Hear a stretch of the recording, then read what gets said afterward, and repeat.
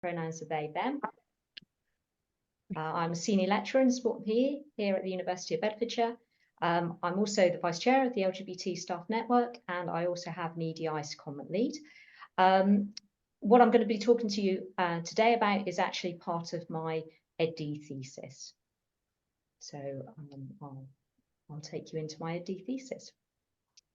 So this research considers leadership and leadership development in the distinct context of UK HE.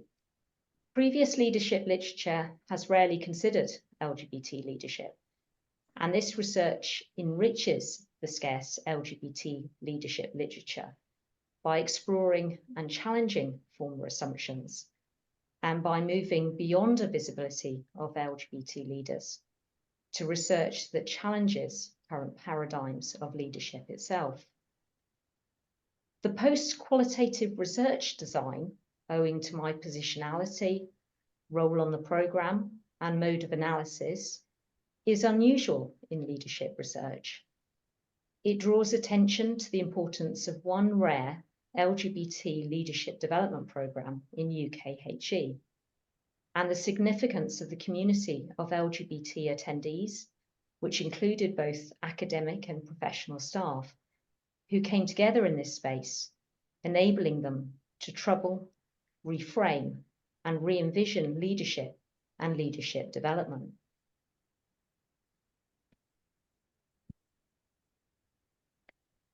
Arguing for the provision of an LGBT leadership development programme within HE, academics have highlighted how marginalisation and stigma affects all stages of leadership development. Of course, experiences amongst the LGBT population are not identical.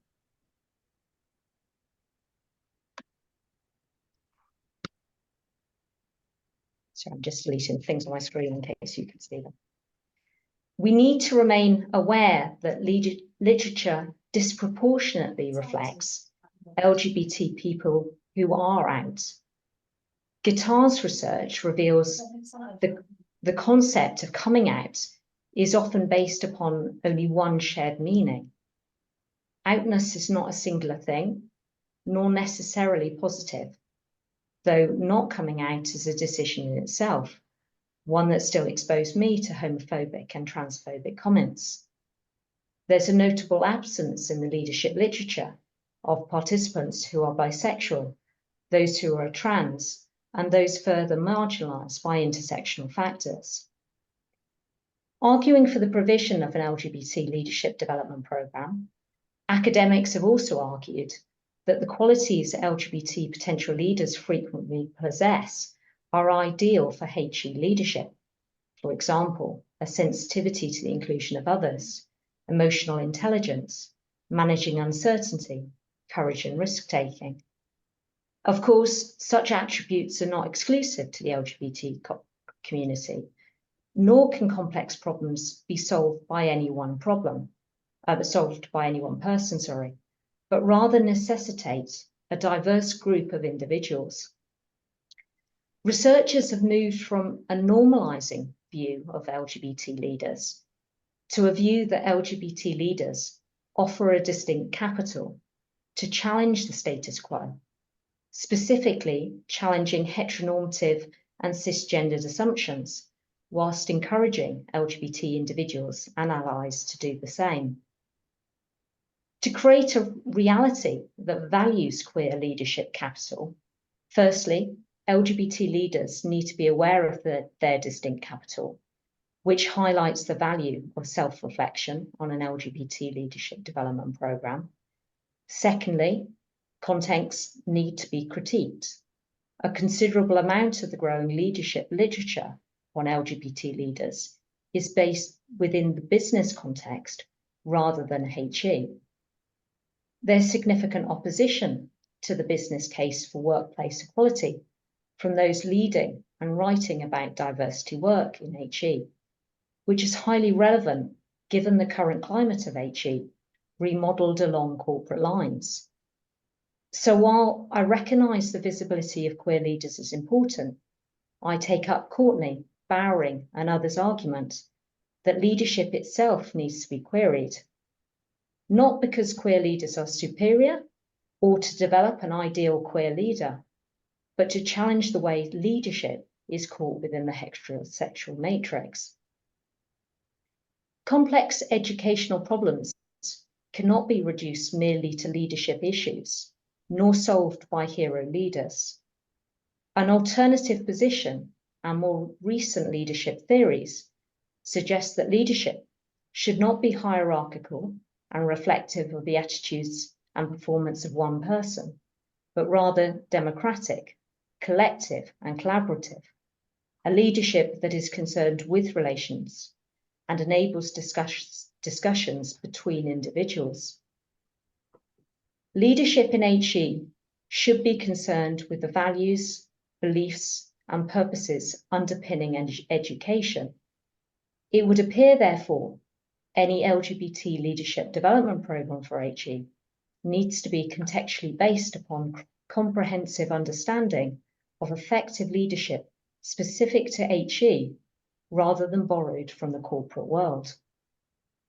Given the notable absence of a distinct LGBT leadership development programme, the opportunity to query leadership within UK HE has not presented itself in the way it has for my research. The LGBT Leadership Development Programme I attended was delivered for the first time within one post-92 university, from September 22 to May 23. Prior to starting this research, I was not connected to the programme, nor associated with the university in which the programme ran. I met one of the programme leaders at a BERA conference in 2018. Since then, I'd followed their research, and recognising the opportunity to query leadership in UK HE, I sought their permission to conduct this research. A lack of deep knowledge about the programme structure meant that circumstances arose which were not always foreseen and necessitated ongoing decisions to be considered and reflected upon. The programme was advertised to LGBT staff and reached close to full capacity, with 10 mentees enrolled, along with 7 mentors, of whom the programme co-leader A was also a mentor, programme co-leader B, and 4 facilitators. With consent, I knew I'd be able to attend the programme's 3 face-to-face days. However, I had not anticipated the further 5 socials and 3 LGBT staff network events that I would be invited to and subsequently attended. These occasions were well supported by those who attended programme days and offered further opportunities for me to speak to attendees more freely. I aimed to recruit all those involved in the programme, which totalled 23 associates. 17 attendees gave consent for their oral contributions on programme days to be included in field notes. My research also includes the multiple views and experiences of 16 attendees who agreed to be interviewed. The attendees interviewed, 8 academic and 8 professional staff, held different levels of seniority, roles and contracts, and thus had a varying amount of experience in leadership roles across various areas within and beyond the institution. Data includes perspectives from those who engaged with the programme in multiple ways: 9 mentees, 6 mentors, programme co-leader B, and a guest. Participants offered a variety of genders, ages. The majority were white, but Asian and European nationalities and cultural heritage beyond the UK were also represented. Most participants held at least undergraduate degree level qualifications. One participant mentioned being neurodivergent. I gathered data over the period September 22 to August 23.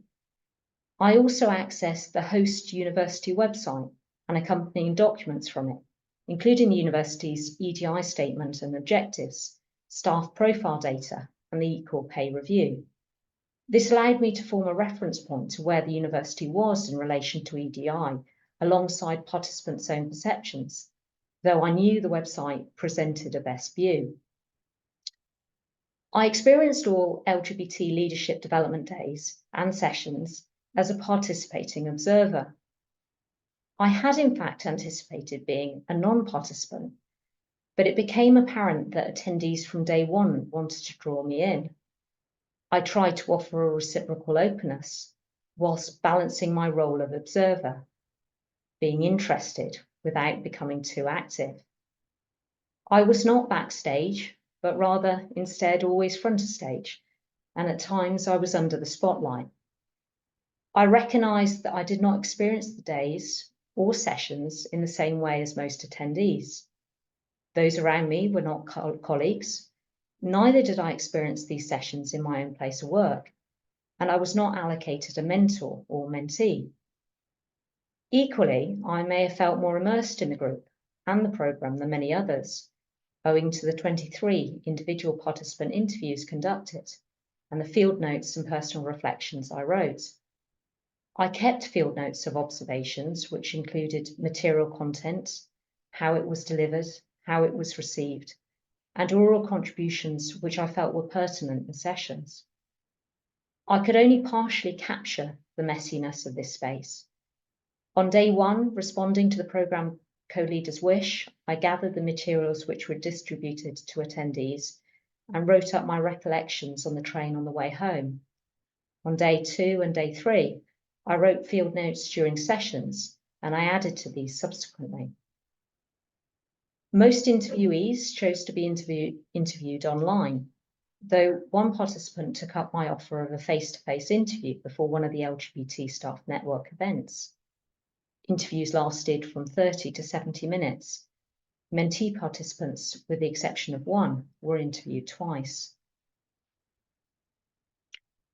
Reflexive thematic analysis facilitated an active, organic, creative and coherent working process, with the added flexibility of allowing me to think with queer theory, to work with and against interpretivism. I immersed myself in the data to reflect upon it and question it, but I also distanced myself from it, returning to the data again and again to allow inspiration to develop. I recognised data were partial, incomplete and situated. I became more entangled and immersed within my data, paying attention to data which did not make easy sense to me, and to things I came to realise were not said or recalled. This allowed me to go beyond the already known. I took note from McClure that I needed to be attentive and open to surprise. I took reassurance from wonder that I was allowed as a researcher to let things, entanglements, interaction, Baird, in interviews and field notes grab me. Things glowed into significance around which I thought and wrote. For example, the pride bags bearing the university logo laid out on the tables on day one, and the specific words spoken, sometimes a quip, that stayed with me. Through analysis, I became aware of 3 themes shown in the diagram. These themes were interconnected with one another and were interwoven across and beyond the programme's duration. The distinctiveness and potential of LGBT leadership. LGBT lived experiences were attached to working lives and leadership with growing pride and joy. Participants also recognised the qualities other attendees offered leadership. There was a notable change for some mentees interviewed a second time at the end of the programme, as they came to embrace themselves as LGBT leaders and viewed LGBT leadership as positive and distinct from other forms of leadership. It was recognised that while struggles may be different for differing generations, similar difficulties of non-acceptance remain for LGBT people of all ages. Safety and agency did not always extend to LGBT staff on fractional or temporary contracts or at lower levels of the organisation or those in professional roles. All attendees felt that listening to, valuing, developing people and challenging inequalities was fundamental to the leadership they enacted or wished to manifest. This leadership approach was demonstrated by attendees on programme days. Enacting LGBT leadership was seen as being different at times from management, and therefore did not necessarily require an authority position. Attendees instead offered something more immediate, positive and creative within their current working role. Leadership was seen as being influential and in relation with others, working together non-hierarchically.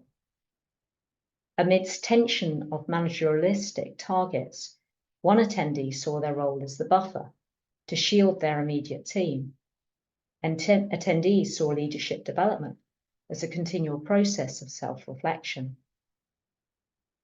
The portrayal, solidarity, and collaboration of trailblazers. 3 of the mentors spoke to all the attendees on day 1 before mentees and mentors were assigned to one another. These mentors had started to construct the idea of LGBT leadership on the programme being distinct, given the vantage point that LGBT lived experiences offer to leadership. And this influenced attendees' thoughts and future aspirations. Attendees were highly attuned to elements of mentor stories that resembled their own lives. They valued the wisdom that these mentors offered and could pass on that might help them navigate their own leadership path. Mentorship was mentee-led. Relationships between mentors and mentees varied and shifted over time. However, there was an unspoken shared understanding. There were times mentees had experienced discrimination. However, the issues they wanted to discuss with their mentors were mainly centred on navigating a cisnormative and heteronormative environment as an outsider and/or being stereotyped if they were out. Mentees, some of whom were fairly new to HE, appreciated the encouragement and specific assistance that mentors provided in helping them progress, either at the present time or for the future. Mentors spoke about how their reciprocal relationship with mentees was fundamental and allowed knowledge and perspectives to be exchanged. The possibility, precarity, and rupture of queer space. Given that the LGBT Leadership Development Programme was the first of its kind at the university, attendees generally stated in interviews that they arrived in the space open-minded and curious about how it would be delivered. The programme's specific focus and membership was the motivator for many people entering.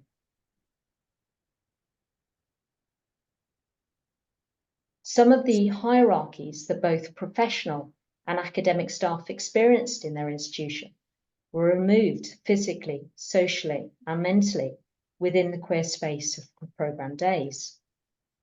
The community of mentors and facilitators came together in the queer space because they had a previous tie with programme co-leaders. All participants appreciated finding an LGBT community within the institution, which was partly facilitated by the programme's queer space. This offered an additional level of comfort and solidarity to lessen feelings of loneliness and isolation, showing the limits of the wider university space. There was both a sense of relief and excitement of being in a room with other LGBT people who held different roles within and beyond the institution. It offered the chance to breathe and share personal feelings and discomforts that may have been suppressed in other mixed spaces. The lightness of the room was supported by in-jokes and self-deprecating humour, which illuminated shared understandings, truths, and collective resilience of the group, as well as learnt defences amongst the group. Some attendees may have felt more on the periphery of the group, or perhaps felt the group was less important to them.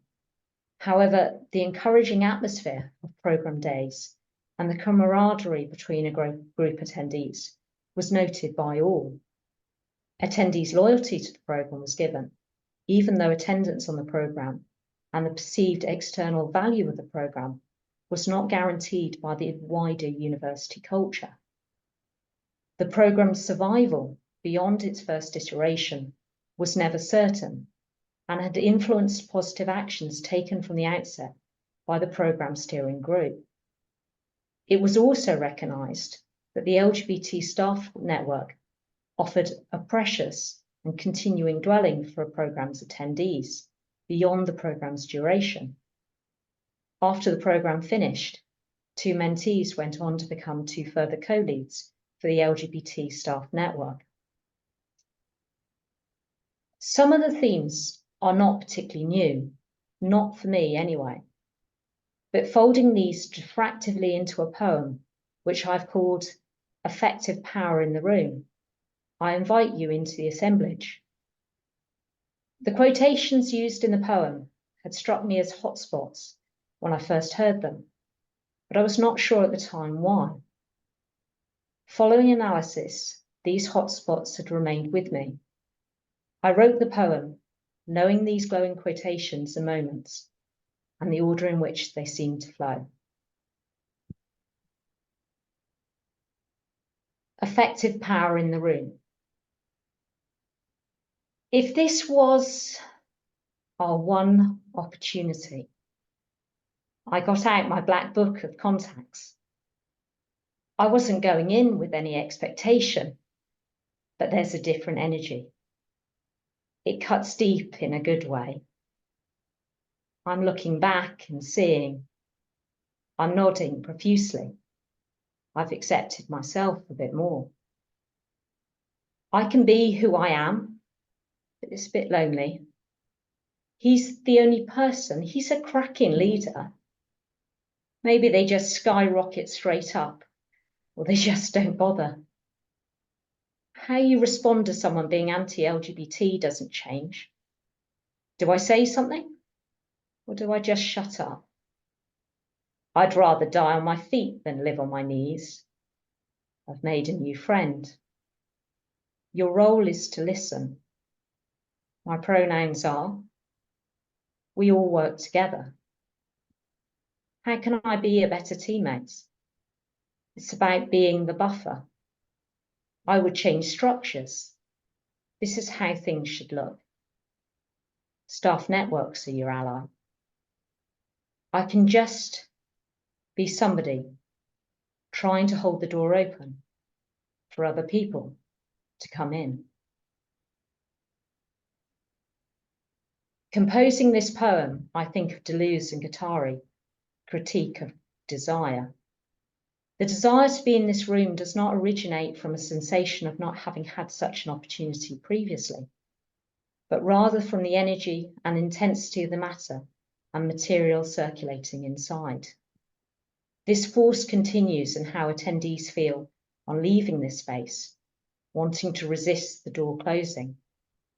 There is an example of desiring silence within the wider university, not raising attendees' difference to others to maintain an illusion of sameness, not causing a conflict to preserve a smoothness which upholds the status quo.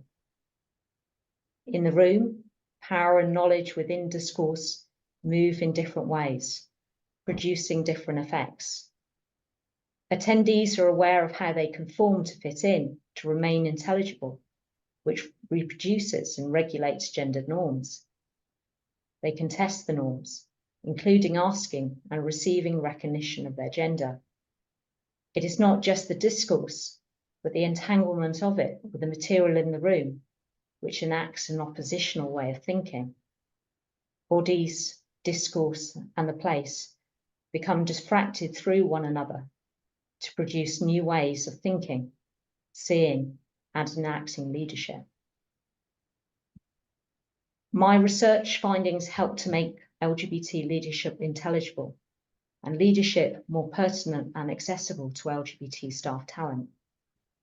I hope my research helps to secure the funding for and stimulate future versions of LGBT leadership development programs in HE.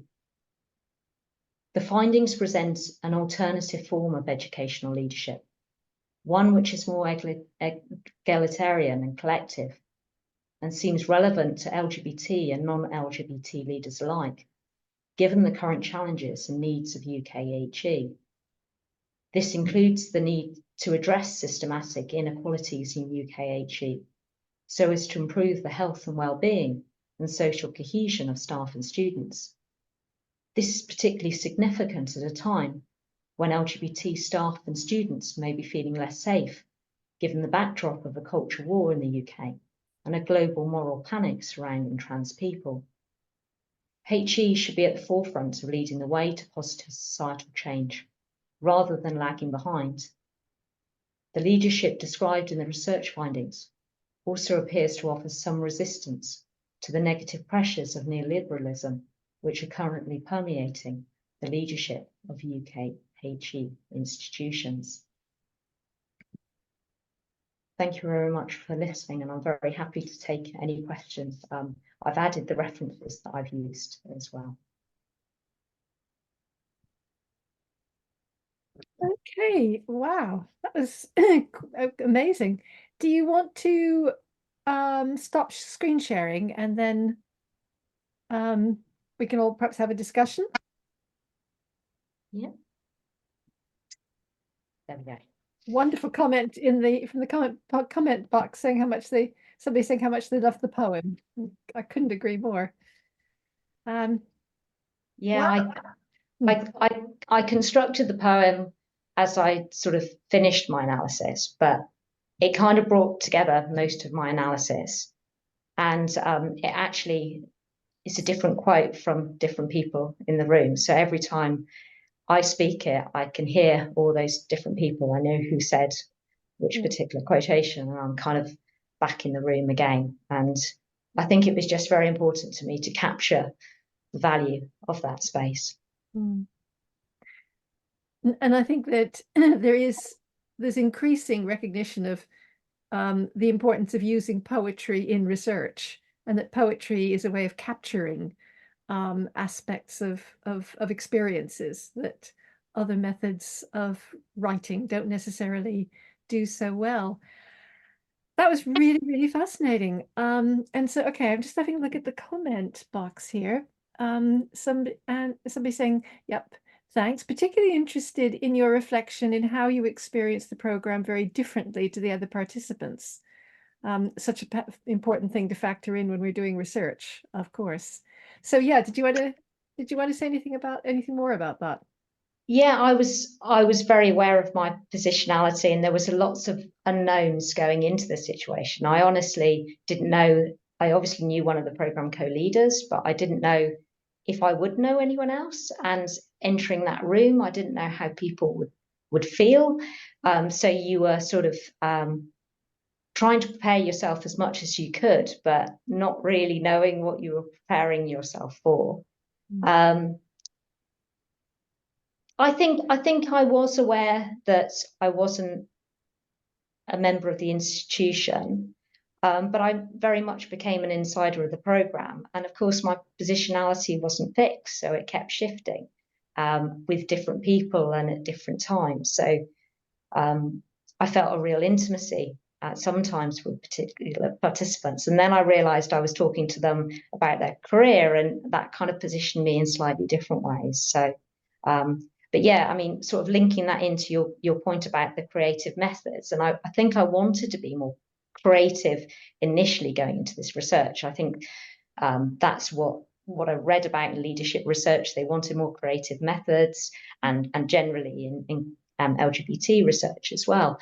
But I was very mindful, of course, I wasn't leading the program and I was an outsider of the institution. So that's why I chose interviews and observations, because they felt very flexible and doable within that situation without perhaps becoming, having too much of an influence or having too much of an impact. But of course, I came to understand my research as post-qualitative, and then it allowed me to be creative in this poem. And although I've shared with you today, I wondered about whether I should share my interpretation of the poem, because in a way, I want you to interpret what you want to about the poem, but I was just building in my queer theory in terms of how I then analysed the poem itself.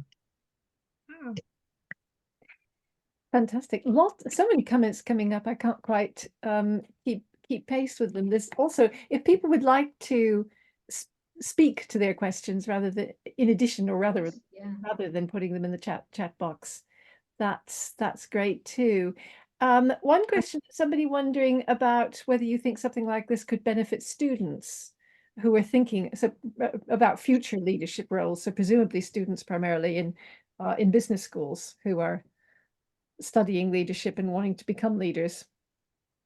Absolutely. So my research was never about evaluating this program. And in fact, as you can hear, I couldn't possibly have done that. It wouldn't have felt ethical going into this very special queer space to evaluate it anyway. But of course, I've become entangled in it. So there's no way of evaluating it in that sense. I'm just sharing how it effectively felt.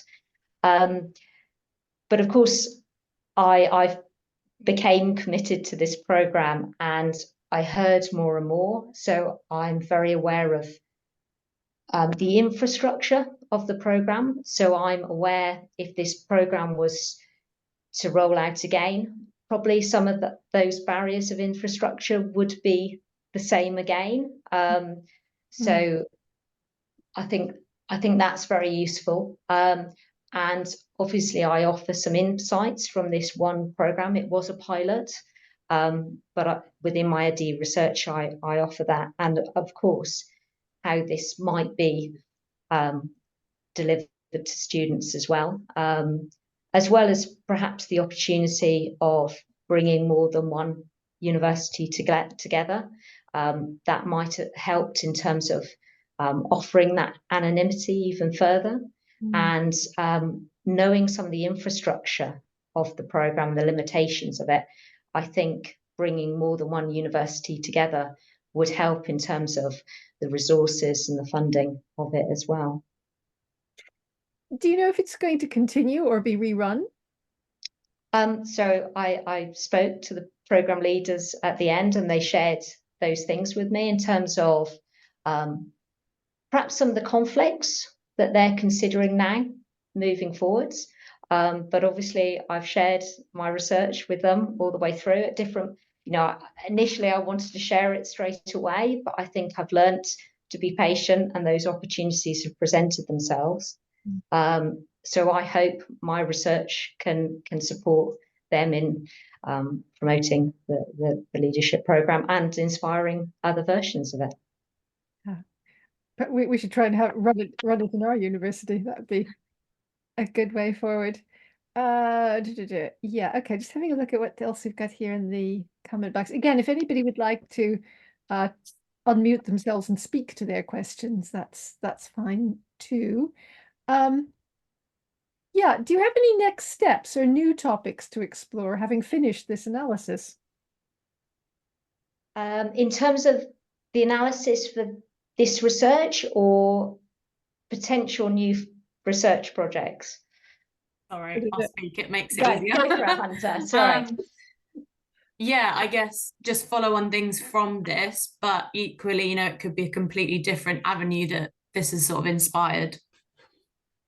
Yeah, so I hope it inspires future versions of the leadership program, and I'd love to be involved in being part of that research as well. So in a way, when I wrote about what the next steps were, it might be almost influenced a little bit by what those programs look like. So for instance, if there is a similar version offered for students, that would be fantastic. But also I have to admit, this has been a very personal journey for me as well in terms of my own leadership and becoming an LGBT researcher as well. So that part has, will move on to new avenues as well. So yeah, I was talking about it with some postgraduate students this morning, and I sort of said, obviously, and linking into that point about obviously you weren't a member of staff at that university. Of course, the program co-leaders thought about that, and of course they had the staff network to sort of move into and be a part. For me, the end of the program was much more of an end of a program. I found that very hard to kind of deal with, but reflecting upon it afterwards, I realized that, of course, the research has not ended and I haven't left the field, and this research has certainly not left me. This will always be a part of me. And the word that I used, rupture, comes from Deleuze and Guattari. And I like that because they use the word rupture in meaning that, you know, this energy moves and flows, and it might originate in a slightly different way. It might re-emerge in a slightly different way. And so that's the hope. That's what's really nice. Okay, I'm just again working my way through. Okay, now here's an interesting question. How does this relate to the degree attainment gap? My guess is we don't collect statistics that would make that possible to analyze. What's your thinking on that? So I've engaged with sort of Kevin Gunyon's work around this. So mine's much more qualitative research, and he looks at quantitative data, but it sort of guided me an awful lot about this and the inaccuracy of that data and how you kind of work with it. But you're absolutely right, Caroline. It isn't captured. So yes, other characteristics are considered. But LGBT students aren't considered in those debates. So it comes down to LGBT people in those rooms to recognise that and to raise it. And yeah, and I spoke to, obviously there were senior leaders in the room as part of this programme, and I was talking about how they encountered that and how they challenged it as well. So. I was just wondering if I could ask as well, if you were to look at the degree attainment gap on LGBTQ, and then you were to look at how this relates, for example, to employment, and you were to, what different disciplines could you draw on in how data may be collected in order to formulate something a bit different? That's what I was wondering. Yeah, I wouldn't want to make any big conclusions, but I think all I can talk about is what came out of this room, and as well as huge barriers that people had encountered, there was huge resilience as well and huge resistance. And I wonder, I really don't know what that data is like, and obviously that makes it very difficult then to consider those needs and accommodate those needs. But I would also say those students are also incredibly resilient, so they might be doing very well, but that's not to say they're not encountering these difficulties. So I suppose that's why I like qualitative research, because it kind of, you know, picks apart some of these things a little bit more, because on the surface it might tell you one story, but it's only when we sort of really delve into that data that we start recognizing what's really going on. Yeah, thank you. So okay, here's comments. Somebody's saying, I work as an LGBTQ plus consultant in HE. I've noticed some examples, hang on, of I think Sean's got his camera on actually. Hello. So yeah, hi, Sean. Go for it, because I'm finding it hard to read the small print. Yes, no, sorry, I should type larger. Yes, I work with universities in a couple of programs I work on or have set up. This is at Birmingham University, is a mentoring scheme for LGBTQ plus students, where we match them with people who are out in different occupations, and part of their discussions can be around leadership. Just a quick comment on the last thing, and then my question, last point. The problem with the data obviously is people don't have to disclose, although UCAS, I think, have a lovely model, because they have 2 questions on the UCAS form about sexual orientation, transgender. I assume that's still there. And they do a lovely explanation of why they ask the question, which is sadly lacking in a lot of attempts to capture data, because they just say you can tick if you like or not. They don't say why. Anyway, that's that. But I think there's still some currency in that. But I agree with Alex's point about qualitative work. Anyway, getting to my point, just so I've been a manager in 3 different universities and worked in them for about 16 years, and I've noticed, it's not a representative sample, but I have noticed in a handful of cases, as staff have moved up, the sort of I was going to say the greasy pole, become more senior, that they've taken if they were, activists, they're less so as they move up, which obviously that's their choice. But in my head, I'm thinking, you're in a great position here. And I just wondered if that came up in discussions at all in the program that you sort of were involved with. And I guess the people who put themselves forward for the program are probably more likely to be wanting to be role models or activists, or yeah, I hope some of that makes sense as a question. Yeah, no, absolutely. Yeah, I've sort of read that in the research as well, and I suppose my own experiences, I've kind of seen that, and I suppose that comes with the pressure of perhaps how do you navigate power, and some people feel that that means almost conforming to get that kind of buy-in. So whether and as you rise up, maybe you feel more vulnerable at higher places in the institution. I suppose what my research does, rather than sort of put this onus on individuals and making it their responsibility, which makes it feel quite unfair and quite uncomfortable, it was thinking about this collective power, and that's what came through in terms of the programme. People started to think less about themselves and perhaps their own weaknesses, and actually look to one another. So this group came together, and these very special relationships started to bond, and through that people felt a real strength as well. Thank you. Brilliant work. Well done. That's fantastic. I was just you were reminding me of a one-day event I went to quite some years ago, probably something like 6 years ago. It was held at De Montfort University, and I think it was organized by the Chartered Association of Business Schools.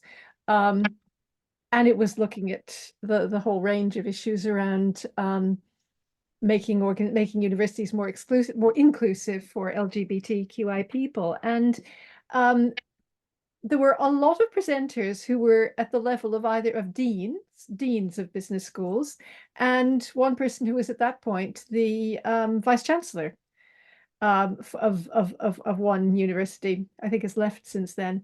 And I must admit, I was actually surprised by the number of people who were there in those roles, who were very openly LGBTQI, and it was quite an interesting experience.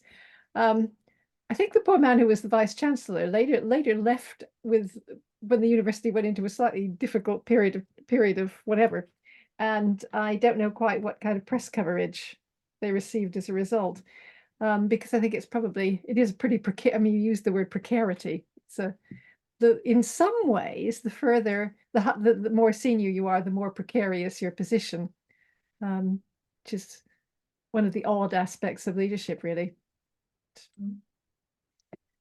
Right. Okay, there's a comment from Lorraine.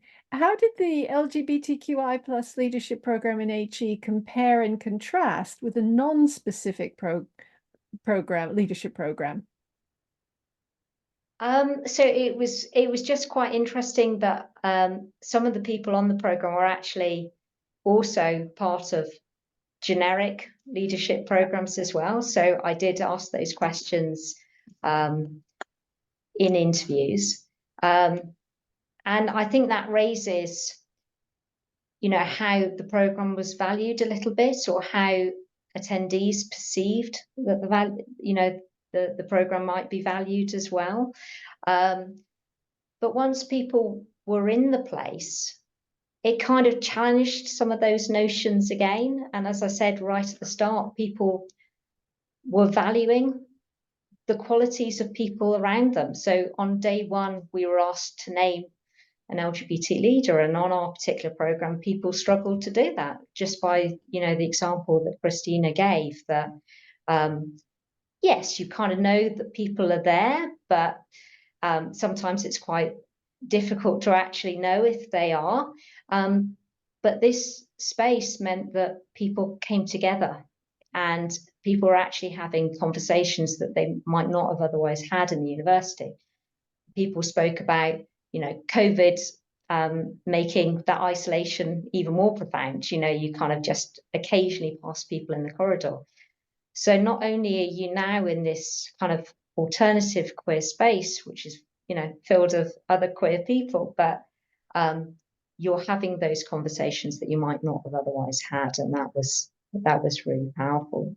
You know, going back to Sean's point, of course, I know the limitations in this research. I had no control of who came into the programme. I'm aware of how they advertise the programme, and I've reflected on that in my EdD thesis.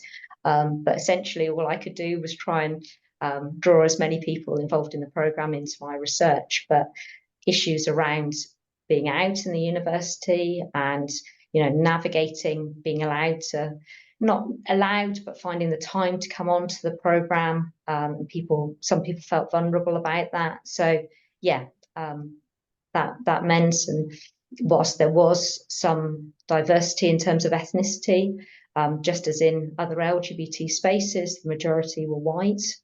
So we see that reflected again in this research. Just a question of mine, in terms, I may have missed it, in terms of what the content or how the program was developed, or what the content of it was. Did it draw on fairly traditional management and leadership theory, or was it really trying to develop a new kinds of theorizing around leadership? I was interested in you're saying that, you know, part of what this does is queer our notions of management and leadership. Yeah, I mean, the way that it was all presented, you know, on these 3 days was very softly done. There was no sort of, you know, strong activist sort of notion at the front. People were very aware of how people might be kind of entering the space.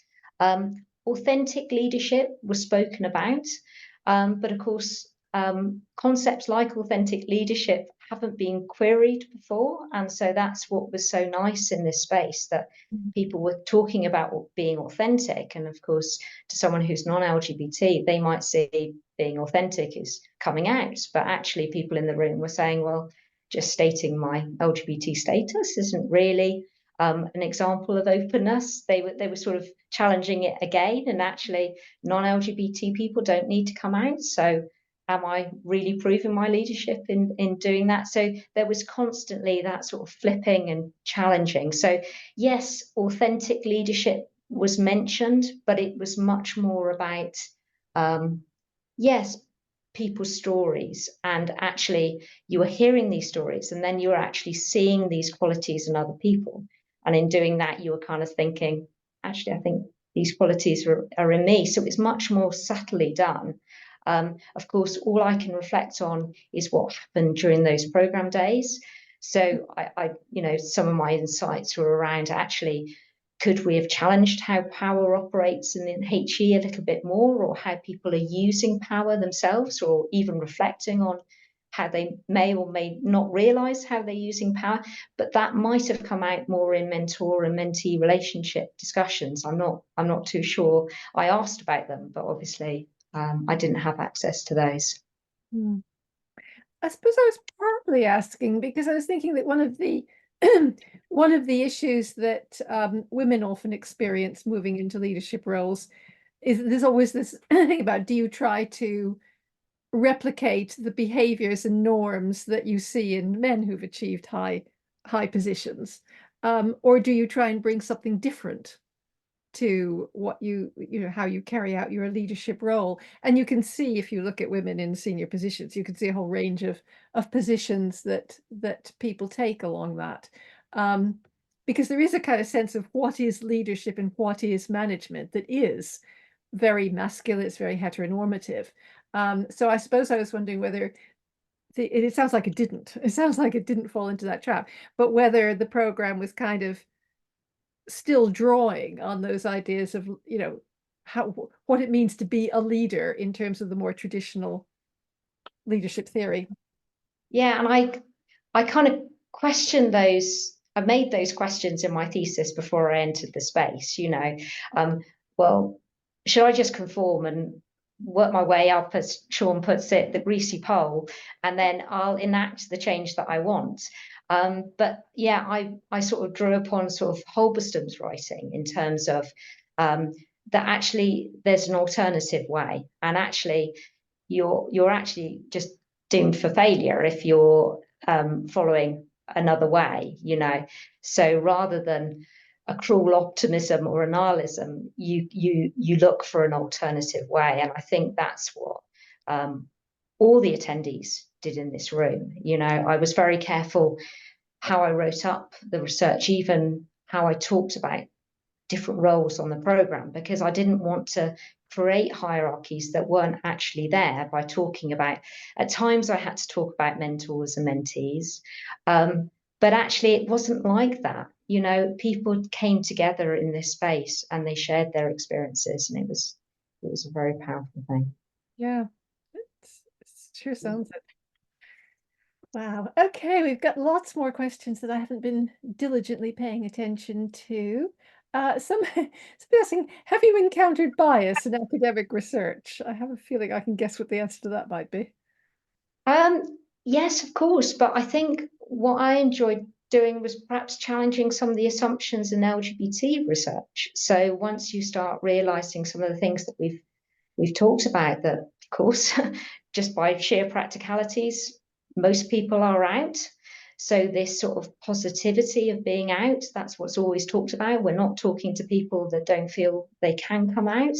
And then this sort of homogeneous kind of experience of LGBT people, because it's, you know, historically it was very much gay men, and then, you know, some lesbian women were kind of considered, and that was about it. So we don't really see the diversity, and that's what's so beautiful about our community. Of course, we overlap with so many other intersectional factors. So yeah. I suppose there's a question before that, but that just comes out, that kind of links to another question down here, which is, do you think being visible is the answer? I think how I understand leadership, and this is how the leadership program has helped me, because I've moved into different roles, so I was very grateful to be part of it. As soon as you talk about things like visibility, it becomes an individual burden, and that's why I want to move away from that.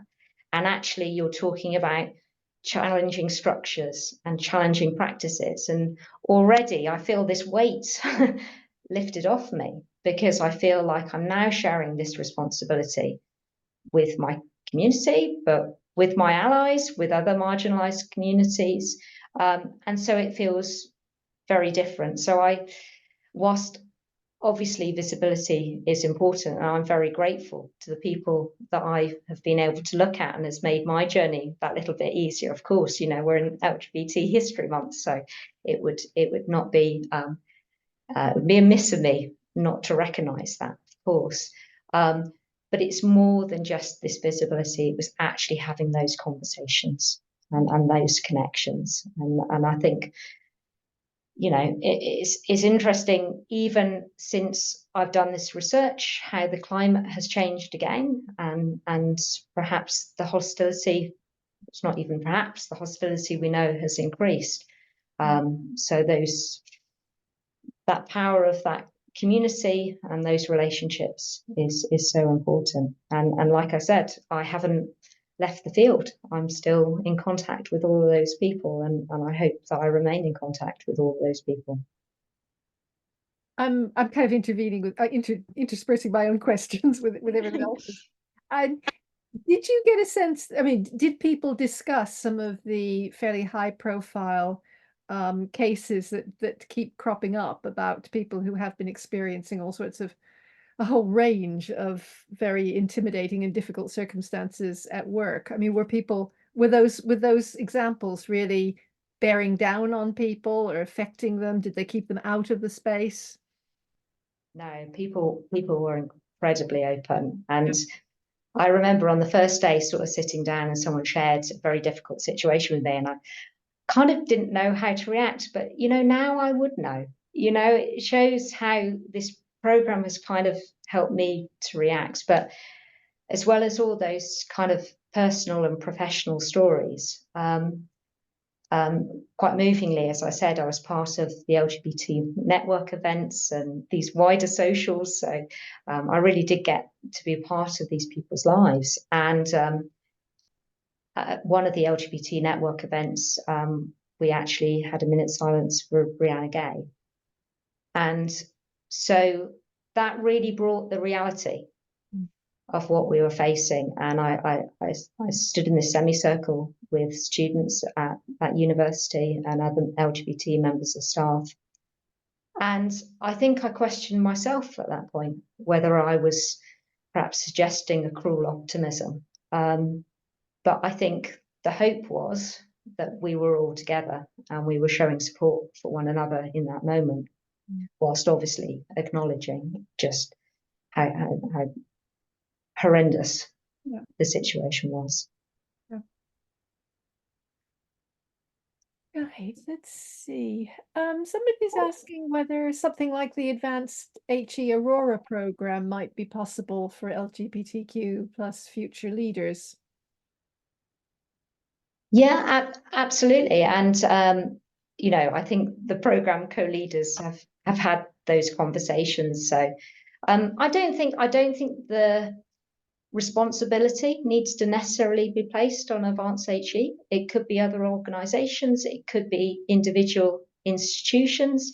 But I think what my research is saying is the importance of an LGBT leadership program alongside the other leadership programs that are currently offered. And I think there's also quite a uniqueness of an LGBT leadership program for particularly trans people in the room that the women's leadership program might not feel, even though others might assume that it's the place for them, might not be the place for them. So it offered something quite special. Yeah.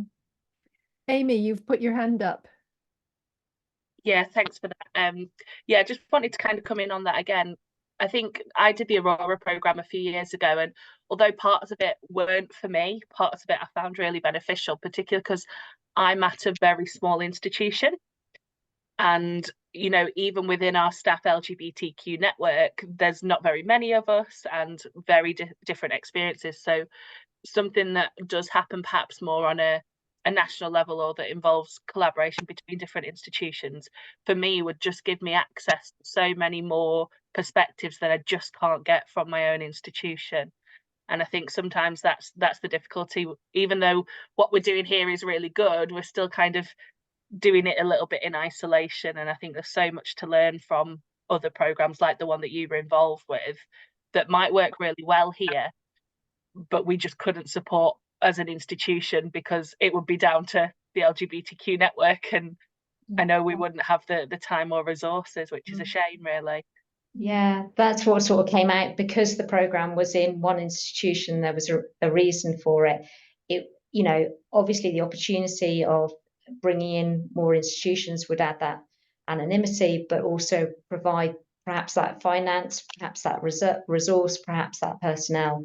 And one of the things they were kind of considering, the program leaders, was actually, well, we've got so many LGBT new staff coming into the organisation, so actually perhaps, you know, doing it annually isn't viable. But actually, if it was done on a more wider scale, obviously then the need is there, and as you said, different perspectives, different experiences that can be shared. Yeah, reaching out to larger numbers of universities to run something jointly or together would be a way of getting around the numbers. Caroline.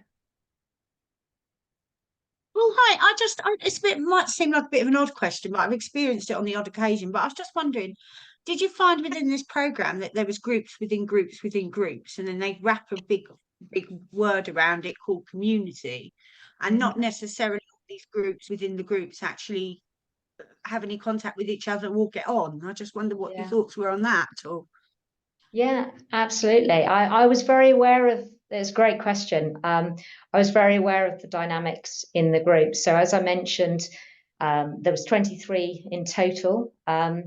but 4 of those were sort of external facilitators. So actually we're sort of talking about 19 people, and then a couple of people who didn't attend all of the 3 program days.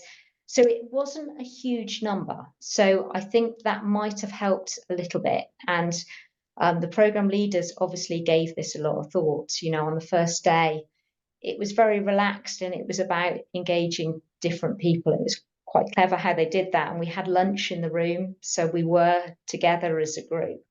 But you're absolutely right. As the year went on, of course, you sort of found that sort of subgroups then kind of developed around particular ages or particular needs, you know, and it was quite interesting. But I think the program co-leaders had a very, they were acutely aware, and there were things that were put in place. There was a Teams group that sort of brought people together, and these social events were everyone was invited, but also respecting people's wishes as to how much they wanted to get involved in the program or didn't want to get in the program as well. So I suppose you have to kind of be respectful of that as well.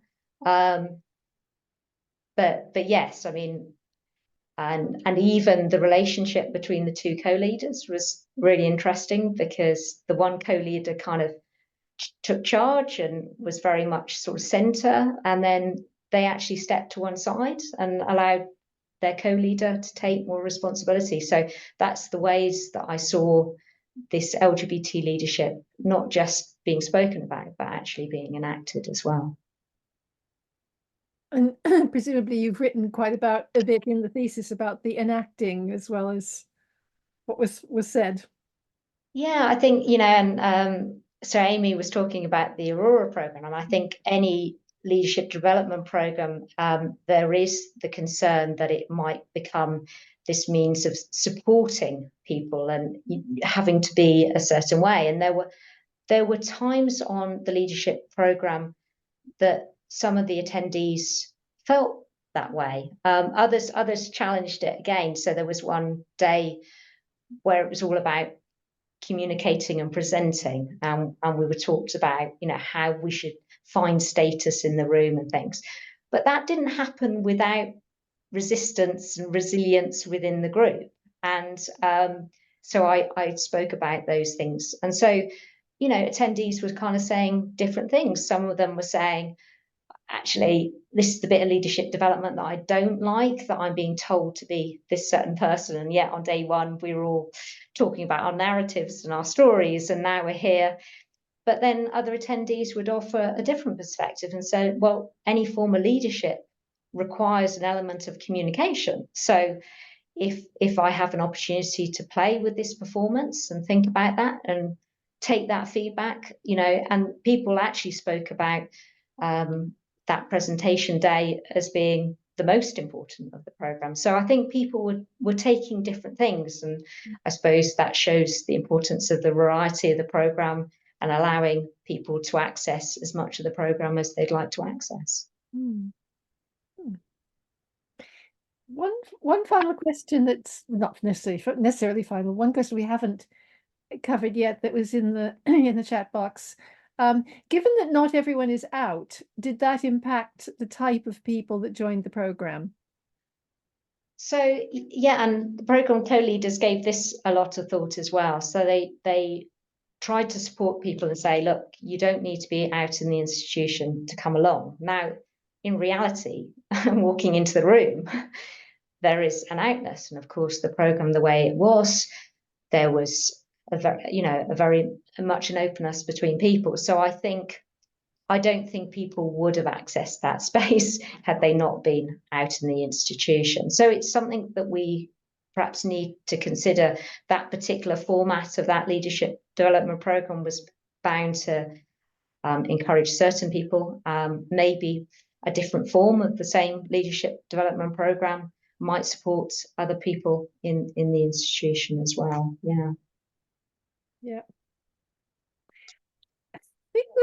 I think that's all the questions that are in the chat box. There have been some really great comments, people saying how much they've enjoyed it and how interesting and insightful it's been.